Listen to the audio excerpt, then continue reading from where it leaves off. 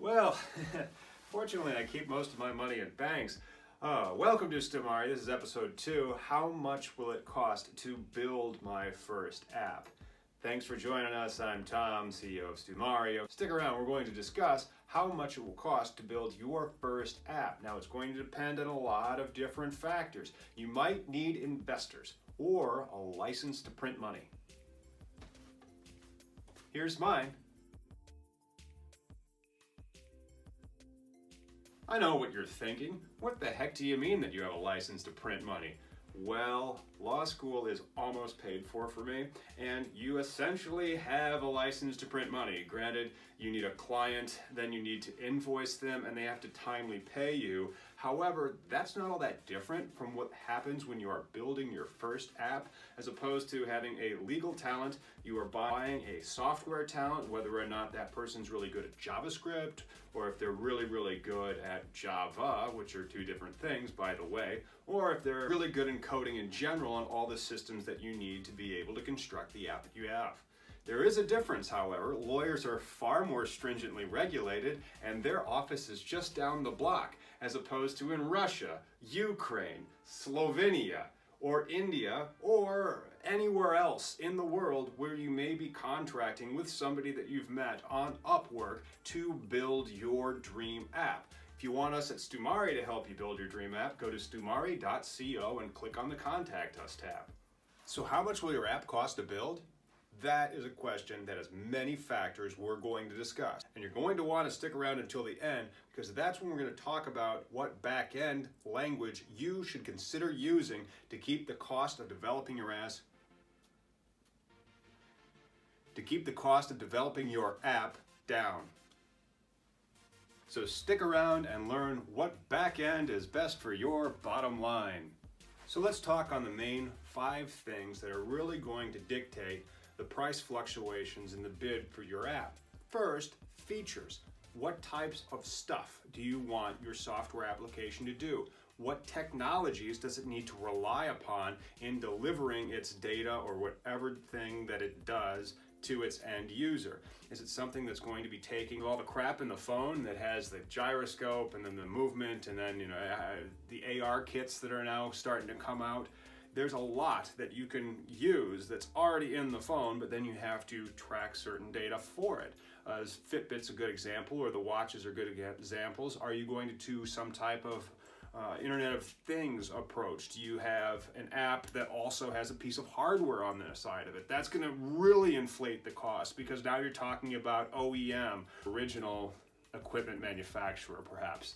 But that would be a guy in China that would need to have, oh man, okay. So yeah, if you're getting into the Internet of Things, you should have an investor or at least like 2 licenses to print money. But if you're just going to get into software and you have an idea for software, then you can start to pare it back and get to the real value proposition and try to just screen out as many features as possible. So you want to reduce features. Let's move on to number 2.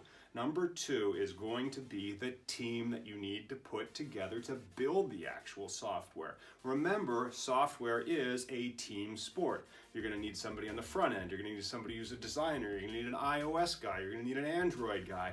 It would be really sweet to then start putting people into the lead generation seat or into the UI UX seat, which is more of the Stumari aspect, where we're asking ourselves when we're looking at the code and testing the code and using it, after we've gotten it back from the engineers, okay, imagine I didn't build this. Can I use it? That gets into number 3, the detail levels that you want to put in the software. If you are a user who's never seen this before, are you going to do tooltips, or are you going to do like little slides at the beginning that everybody always clicks out of? I think everybody also always clicks out of tooltips. Some software providers, Google, TurboTax, they do a really good job of keeping you in that funnel so that you have to go through the tooltips. And that's actually quite important, because it spoon feeds the user how to interact with the app so that you can get the benefit the software is supposed to be providing. That level of detail needs to go in to when you are building the app, otherwise it won't be there and you'll have an app that works. Moving on to point 4 are the platforms. Now, do you have an idea for a website? Does that website need an app? Do you want that app to be an ionic app so that you have a generalized framework based solely on web technologies? Or do you want to do what they call a native application? And by native, then you're going to get into Swift for iOS and Java for Android to literally build custom software for those two devices. Those developers are more in demand, and therefore they can command a higher amount of hourly rate to do their work. It doesn't matter where in the world you're hiring them. They're just going to be more expensive. So if you are doing a native iPhone and Android app, you're going to have to pay a higher premium for the Java and the Swift developers. And if you look at data about how much developers earn in the United States, you'll see Swift, Java, and then all the way down the line will be more of the web scripting languages, we can call them. Your JavaScripts, your PHPs.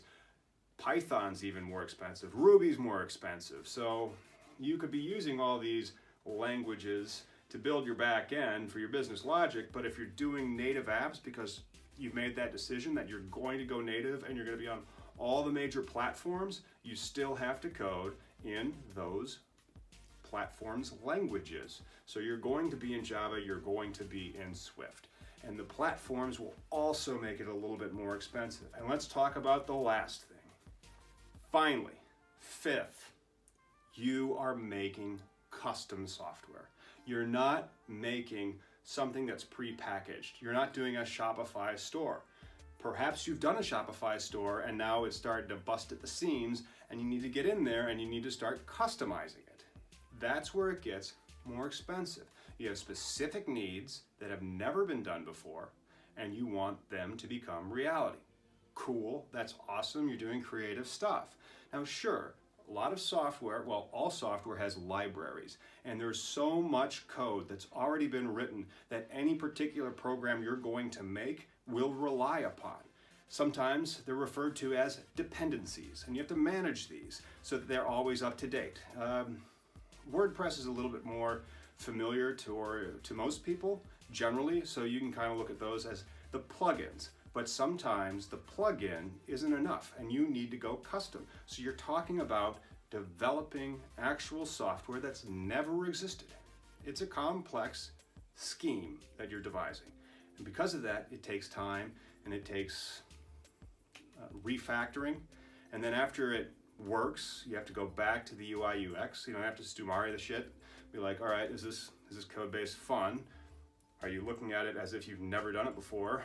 And have you given the user any reason to turn into a tomato and be like, you've got to check out this software? So those are the 5 things that are really going to influence how much your first app costs to build. Probably need to wait longer after burping. So those are the top 5 things that you really need to consider when you are looking at how much it'll cost to build your first smartphone app, or are we even calling those anymore? Your first mobile app. I can't give you just like a rough and dirty estimate. If you want to go cross-platform in native, you're looking at least $10,000 and probably a lot more. I know that my native app that I built in 2014 was way more than $10,000. So just wanted you to know that. Again, you might need investors. That's coming up. Having a license to print money, whether it's a law license or deep, detailed knowledge of software so that you can code really, really well in a very necessary language like Java or Swift. You can always be a member on a team, but remember, it's a team sport.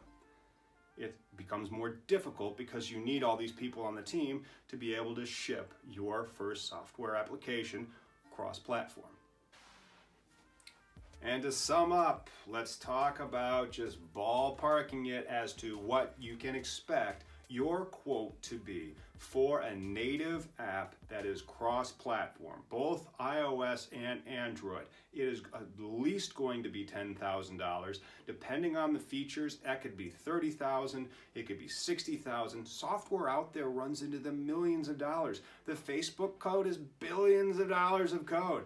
I mean, I'm not being disingenuous. For example, let's talk about Facebook's advertising code. That advertising code is its own module off of that. Are you going to go into like an advertising business model? Are you going to do your own, or are you going to use Google? Because Google's, it's a library, it's a package. You can just pop it right into whatever you're building. It doesn't have the same type of price command that your own ad platform would have, because then you could go out and get whatever particular advertiser that you want and make a direct deal with them. But you got to build it, you know? That's what you have to kind of get your mind around. So thanks very much for sticking around until the end. And here's how you can save some money on your back end. If you've enjoyed the content thus far, please click subscribe or give us a thumbs up, leave us a comment, and let us know what you think about episode 2 of the 10-part of How to Build Your First App series at Stumari.co. Now, if you want to keep your costs low, consider PHP for your back end. Why? PHP is over 20 years old, so there's a lot of developers that are out there, and it's also extremely mature. It's in 7.0 right now, and Facebook has developed something called Hip Hop Virtual Machine. I haven't checked on it in a while. I'm assuming it's still there, but software packages kind of do that. They're there, and then your dependencies need to be managed. Why should you consider using PHP? Well, as you can see, PHP is the most cost-effective backend that you can use, and it's still quite versatile. It's cheaper than Python, for example, or than Ruby, or than even JavaScript with its Node.js backends that you can use. So ends episode 2. Man, I need to get back to work. The problem with a license to print money, whether it's for your wicked coding skills or a law license, is the money doesn't print itself. You still got to do the work. For the right client, by the way, and maybe that's you. If you want to get in touch with me, the quickest and easiest way is to go to Stumari.co and click on the Contact Us tab. And we're going until episode 3. Until that time, go Majus. Spoiler alert. The hook for episode 3 will be, what the heck does Go Majus mean anyway? See you then.